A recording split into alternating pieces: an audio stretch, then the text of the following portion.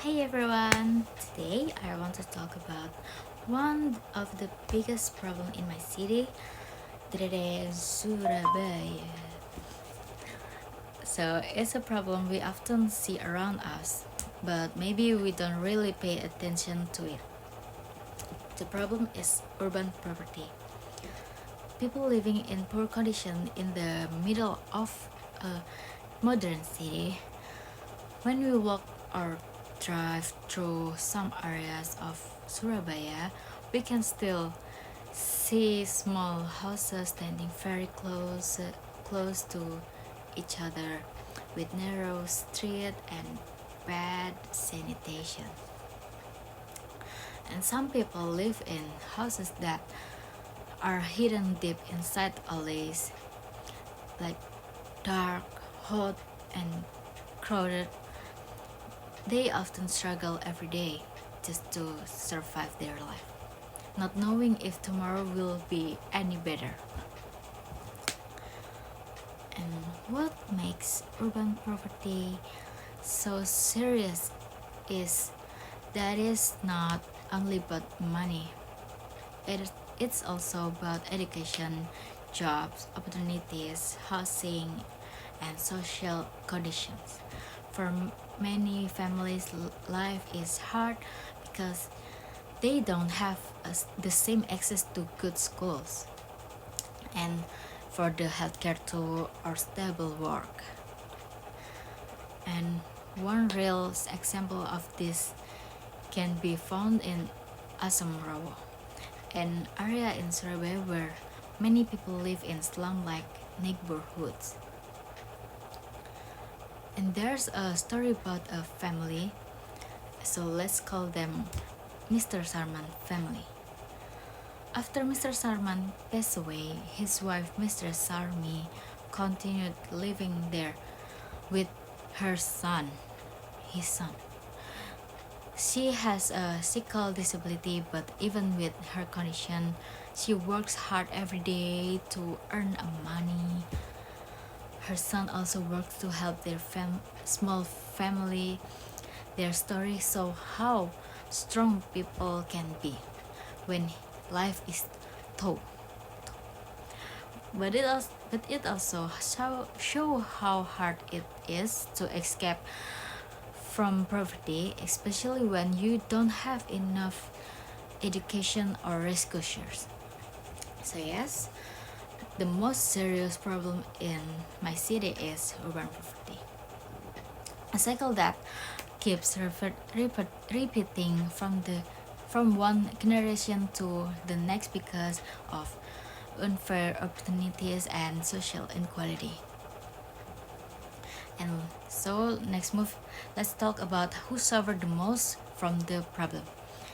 So now, who are the people who suffer the most from this problem?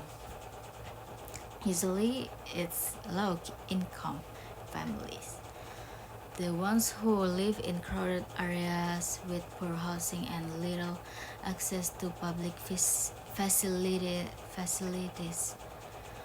And let's look closer at who they are.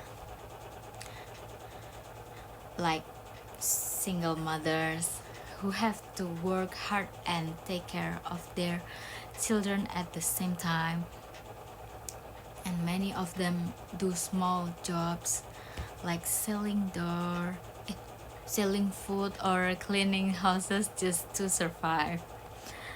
And elderly people who can no longer work but still have to pay rent and buy food. And some of them live alone without support from their families. And people with disabilities who face discrimination and have fewer job opportunities. And don't forget the children, about children. Many kids from poor families have to stop going to school because their parents can afford, afford the cost of the school. Instead of learning, they work selling snacks, collecting bottles, or helping in small shops. These people face more than just financial problems. They also deal with social stigma, being judged or looked down on because they are poor. This makes them feel isolated and hopeless, even though many of them are doing their best every day. So let's talk about realistic or creative solution. So what can we do to help solve this issue? We can fix everything overnight. We can't fix everything overnight, but there are realistic and creative solutions that can make a difference. Like first of all is community skill centers. One idea is to build a small community skills to center in poor neighborhoods. Here people can learn new skills like sewing, cooking, woodcrafting, or even basic computer use. These skills can help them start small businesses from home. For example, a mother can sew clothes to sell online, or a young person can learn basic digital marketing to help local shops. It, it's a simple idea, but it can really change lives, lives. And the second is micro business support. The government or local organization can give small loans or tools to families who want to start working. For example, is providing sewing machines, cooking utensils, or food carts, or for street vendors. This way, people can work independently without depending on daily labor jobs that pay very little. And urban farming project, another great idea is urban farming. There are many empty lands or unused area in Surabaya that can be used for small gardens, and people can grow vegetable, herbs, or fruit. They can eat food themselves or sell it at local markets. It's good for health because creates extra income and also make the city is greener. And the next is collaboration with universities. Universities like UNESA can play a big role here. They can organize programs where students and lecturers go to poor areas to give free workshop and health education or tutoring for children. This not only helps the community but also teaches students to care about real social issues. And for the next is building strong communities.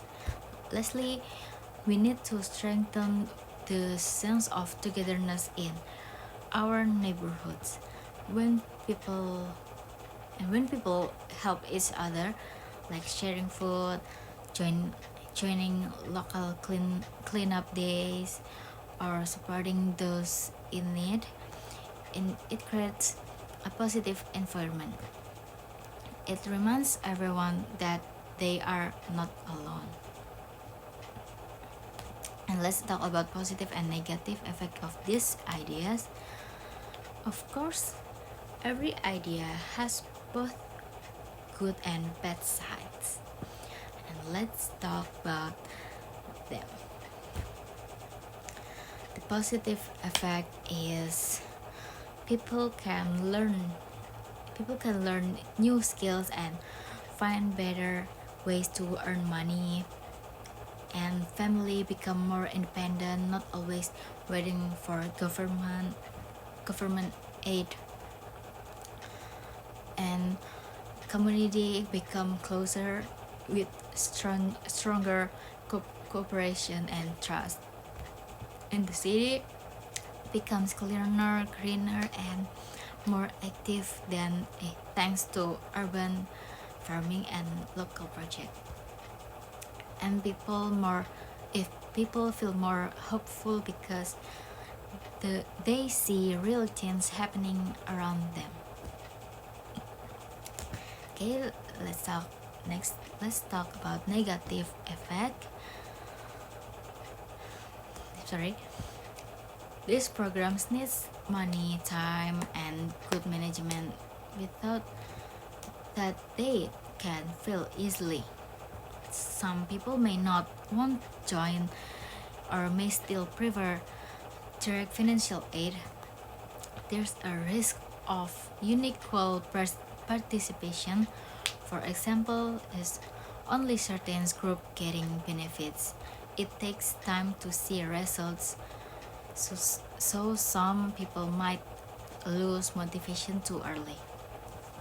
Even with these challenges, I believe the benefits are much greater if everyone works together with consistency and caring each other.